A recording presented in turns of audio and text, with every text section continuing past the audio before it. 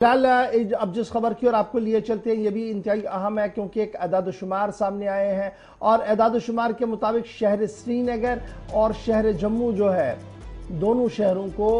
बिलतरतीब जुमरे में रखा गया है और उस जुमरे में रखा गया है जहां पर टॉप 10 की रैंकिंग सामने आई है। जम्मू 90 पायदान पर और श्रीनगर 10वें पायदान पर है। स्मार्ट सिटी इन इंडिया जो डाटा रिलीज किया गया बायोडाइवर्सिटी इंडेक्स,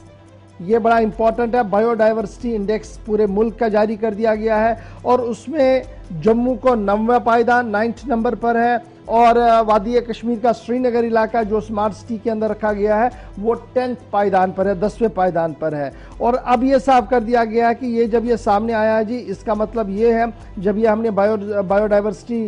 इंडेक्स को चेकआउट किया है तो अब जो इदारे हैं, बल्दियाती इदारे हैं, उनके ऊपर और ज़्यादा जिम्मेदारी पड़ती है ताकि वो उन हयातियाती और माहौलियाती तहफ़्फ़ुज़ को यकीनी बनाए जो हमारे पास बेशकीमत सरमाया है, चाहे वो वेटलैंड्स है और दीगर चीज़ें हैं। जम्मू अगर 90 पर है तो श्रीनगर 10वें नंबर पर आया और ये कहा जा रहा है कि ये पहली बार जो बायोडाइवर्सिटी इंडेक्स मुल्क के अंदर सामने रखा गया है और इससे बायोडाइवर्सिटी, अर्बन बायोडाइवर्सिटी और प्लानिंग में काफ़ी मदद मिलेगी कि अब हमने प्लानिंग अगर करनी है शहर की तो वो कैसी होनी चाहिए। इसमें अभी जो अदाद-ओ-शुमार हमारे पास आ रहे हैं कि 23 इंडेक्टर्स रखे गए हैं, 23 पैमाने हैं जहां से ये मापा गया था कि ये किस तरीके से इन्हें किस नंबर पर रखा जाए।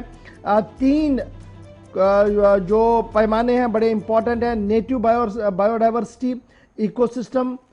इकोसिस्टम सर्विस प्रोवाइडर और बायोडाइवर्सिटी और government and management of biodiversity. तो ये सारी चीज़ें जो है वो ध्यान में रखी गई, जिसके साथ जम्मू ने 42 नंबर लिए हैं, 42 नंबर उनको मिले हैं और वादी श्रीनगर सिटी को आउट ऑफ 72 उसको 45 नंबर मिले हैं। तो इस तरीके से जी ये 2 रैंकिंग्स हमारे सामने हैं। बाकी जो शहर जिन्हें इस इंडेक्स में जगह मिली है वो कोची है जिसे बेहतर शहर माना गया है, हैदराबाद है, सिलीगुड़ी है, गंगोत्र है, राजकोट है,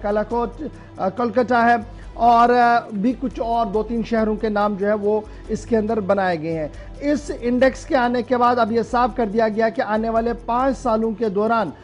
हमने हिकमत अमली को कैसे तरतीब देना है और किन प्रोजेक्टों को पाए तकमील तक पहुंचाना है, उससे हुकूमत को भी मदद मिलेगी और बल्दियाती इदारे जिन्हें इन शहरों को साफ भी रखना है और जो हमारे पास आबी पनाह गाहें हैं उनको महफूज भी रखना है, शहर को वुसअत भी देनी है, शहरी आबादी के अंदर रहने वाले लोगों को वो तमाम बल्दियाती सहूलियात फराहम करनी है जो उन्हें चाहिए, तभी जाकर और ज़्यादा इंडेक्स में बेहतरी हो सकती है। तो फिलहाल ये पहला इंडेक्स आया था जिस इंडेक्स में 9th और 10th नंबर पर जम्मू और श्रीनगर शहर को रखा गया है। अब ये जब हम आपके सामने रख रहे हैं तो काफ़ी लोग सवाल भी उठा रहे हैं कि जनाब किस शहर की हम बात कर रहे हैं जहां पर चलने के लिए आज भी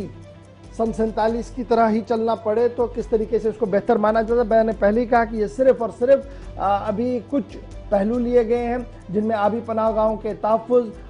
जिनमें कुदरती और हैवानाती तहफ़्फ़ुज़ को यकीनी बनाना, तीसरा ये कि जो हमारे